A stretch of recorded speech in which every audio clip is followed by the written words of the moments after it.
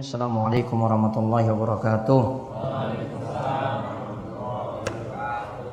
Alhamdulillah wassalatu wassalamu ala Rasulillah wa ala alihi wa man tabi'ahum bi ihsan ila yaumiddin. Allahumma inna nas'aluka ilman nafi'ah wa rizqan thayyiba wa amalan mutaqabbala. Baik para jamaah sekalian, ba'da salat tarawih kali ini di malam ke-21 kita kembali membahas tafsir saking surat Al-Maidah. Kalau subuh tadi ayat ketiga, kita lanjut ayat keempat yang membicarakan tentang kelanjutan tentang masalah makanan. Allah berfirman dalam surat Al-Maidah ayat keempat, yas'alunaka madza uhilla lahum qul uhilla lakumut thayyibatu wa ma 'allamtum minal jawarihi mukallabina tu'allimunahunna mimma 'allamakumullah fakulu mimma amsakna 'alaikum wadhkuru ismallahi 'alaihi wattaqullah innallaha sari'ul hisab. Allah berfirman, mereka bertanya kepadamu wahai Muhammad, apakah yang dihalalkan bagi mereka? Maka dijawab di sini qul uhilla lakum at-thayyibat. Katakanlah dihalalkan bagi kalian makanan-makanan yang thayyib, makanan-makanan yang halal. Wa ma'allamtum minal jawarihi mukallabin, dan juga dihalalkan bagi kalian makanan atau buruan yang ditangkap oleh binatang pemburu. Jawari di sini bisa jadi anjing yang sudah dilatih atau binatang-binatang yang lainnya yang bisa berburu dan menangkap hewan ketika dilepas. Kemudian dikatakan di sini tu'allimunahunna mimma 'allamakumullah, yang dimana kalian mengajarinya sebagaimana yang telah Allah ajarkan kepada kalian. Maka makanlah dari makanan tersebut yang ditangkapnya untukmu. Kemudian bacalah bismillah ketika melepasnya, maka bertakwalah kepada Allah, sesungguhnya Allah hisabnya itu sangat-sangat cepat.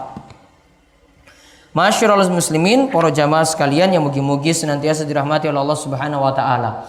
Tadi subuh telah dibahas makanan-makanan yang diharamkan, itu ada berupa bangkai, kemudian darah, kemudian daging babi, kemudian hewan yang disembelih atas nama selain Allah Subhanahu wa taala. Lalu ada berbagai macam bentuk hewan yang mati karena tercekik, jatuh dari tempat yang tinggi, karena benturan keras, ditabrak misalnya, karena jatuh dari tempat yang tinggi, sampai pada hewan yang ditanduk oleh binatang yang lainnya. Ini semua jadi haram. Lalu dijelaskan juga tentang sembelihan untuk selain Allah, itu juga haram. Kemudian dijelaskan pula tentang al-istiqsam bil azlam, yaitu mengundi nasib dengan menggunakan anak panah. Kemudian dikatakan dalam ayat yang kita bahas sebelumnya, disebutkan dzalikum fiskun, itu adalah kefasikan. Lalu dijelaskan tentang bahwasanya Allah Subhanahu wa taala itu menjelaskan orang-orang kafir berputus asa untuk menyerang atau mengganggu kaum muslimin, lalu dijelaskan tentang kesempurnaan Islam. Nah, kali ini dijelaskan apa saja makanan yang halal.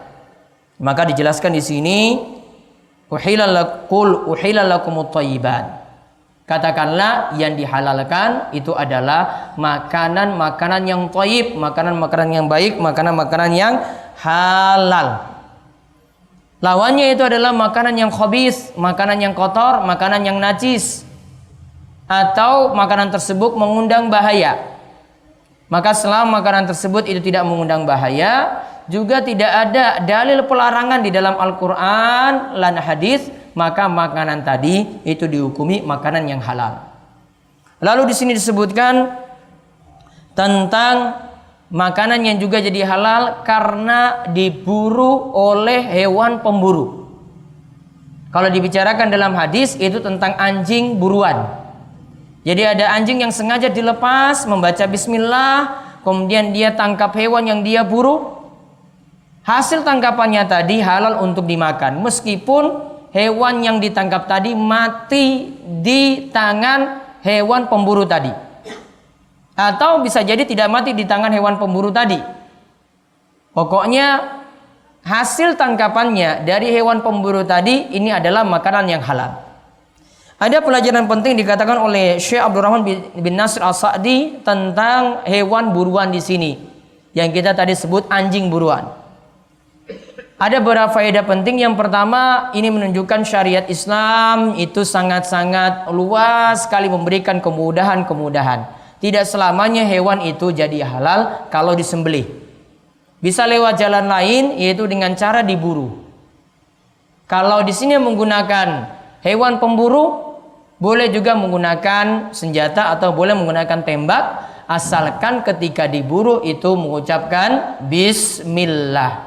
Saat melepas pelurunya tadi itu mengucapkan bismillah. Ini keluasan, kelonggaran dalam agama kita. Jadi tidak selamanya lewat jalur atau jalan penyembelihan, misalnya lewat kambing tadi kita gunakan pisau untuk menyembelih. Ada dengan cara yang lain, yaitu dengan cara diburu. Kemudian yang kedua, kata beliau, disyaratkan hewan pemburu tadi sudah dilatih.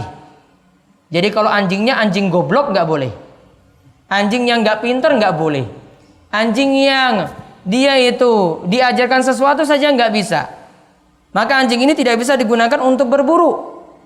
Jadi harus dilatih dulu. Kemudian yang ketiga, yang disyaratkan di sini hewan yang digunakan itu bisa berburu. Jadi dia tidak gigit buruan tadi sembarangan. Ada anjing yang dilepas, dia tangkap kucing misalnya, dia gigit sampai mati. Dia tidak dilatih. Dan dia tidak berfungsi sebagai hewan buruan, hewan pemburu. Maka tidak jadi pembahasan kita di sini. Kemudian yang keempat, yang kita simpulkan dari hadis ini juga, bahwasanya hewan yang boleh dipelihara dari anjing itu hanya anjing pemburu saja. Kalau anjing-anjing biasa, yang tadi kasarannya kita bilang anjing goblok-goblok tadi, nggak dilatih, nggak boleh dipelihara. Yang tujuannya bukan jadi hewan pemburu, tidak boleh dipelihara. Disebutkan dalam riwayat bahwasanya orang yang memelihara anjing bukan untuk berburu, bukan untuk jaga tanaman, bukan untuk jaga hewan ternak, maka setiap harinya pahalanya berkurang 1 qirat. Setiap harinya pahalanya berkurang 1 qirat. Artinya kurang terus. Yang dibolehkan cuma memelihara anjing pemburu saja di sini. Kemudian yang kelima, ayat ini juga menunjukkan kalau anjing tadi digunakan untuk berburu, air liur anjing yang ada di bekas buruan tadi itu air liur yang dimaafkan. Jadi tidak dipermasalahkan ketika itu untuk air liur yang ada melekat pada hewan yang ditangkap tadi, karena tidak bisa dihindari. Kemudian yang keenam, inilah keutamaan dari ilmu. Anjing saja yang sudah diajarkan dengan anjing yang tidak diajarkan tadi, alias anjing goblok tadi, nggak bisa disamakan. Begitu juga orang yang pintar dengan orang yang bodoh juga tidak bisa disamakan. Orang yang ngerti sholat dengan orang yang tidak ngerti sholat tidak bisa disamakan. Orang yang tidak paham ibadah dengan orang yang paham ibadah tidak bisa disamakan. Coba lihat perbedaannya di sini. Yang punya ilmu dari anjing membuat hasil buruan itu jadi halal. Yang tidak punya ilmu dari anjing tadi tidak pernah diajarkan, tetap hasil buruannya, hasil tangkapannya tetap haram. Perbedaannya tipis. Yang satu punya ilmu, yang satu tidak punya ilmu. Maka kalau selamanya jadi orang bodoh, itu buat susah terus. Ya, contohnya jadi anjing bodoh di sini. Anjing bodoh nggak bisa buat makanan jadi halal. Namun kalau dilatih jadi pintar, punya ilmu, makanannya itu jadi halal. Perbedaannya satu punya ilmu, yaitu ngaji, gampangannya kita bilang, yang satu orang ngaji. Anjing saja berbeda loh, apalagi manusia. Maka kalau manusia yang ngaji dengan manusia yang nggak ngaji, jelas-jelas berbeda. Perbedaannya itu bagaikan langit dan bumi. Ya, perbedaannya itu jauh sekali. Titik perbedaannya, akibatnya ini jadi halal, ini tetap haram. Perbedaannya itu cuma dengan ilmu. Makanya kalau pingin selamat ya ngaji. Kalau pingin sengsara terus, ya maka sudahlah, tetaplah dalam kebodohan. Sengsara dunia lan akhirat. Begitu juga kalau orang yang punya ilmu, dia mau gunakan hartanya, mau gunakan kendaraannya, dia paham mau gunakan untuk apa. Dia tahu saya gunakan rizki sekian, gunakan harta sekian, gunakan uang sekian, gunakan kendaraan ini, gunakan kendaraan itu. Dia tahu ini gunakan untuk yang baik-baik. Namun kalau orang yang tidak punya ilmu, dia hamburkan sia-sia, atau dia tujuan itu punya harta untuk memamerkan pada orang lain. Namun kalau orang yang punya ilmu, dia tahu saya punya dunia ini, saya gunakan untuk taat dan beribadah pada Allah Subhanahu wa taala. Sehingga kalau orang yang punya harta itu tidak membuat dia itu lalai. Orang yang punya dunia tidak membuat dia itu lalai. Contoh nggak lalai, dia terus rajin sholat. Contoh nggak lalai, kalau punya harta dia terus berjamaah di masjid. Contoh kalau nggak lalai, tepat waktu, nggak ada di saf belakang terus, biar saf belakang tersinggung. Ya, tidak berada di saf belakang terus, ada di saf depan. Jangan sedikit-sedikit jadi makmum masbuk. Kalau orang itu tidak lalai pada dunia, dia tahu saya harus bersegera dalam kebaikan, saya harus ada di depan.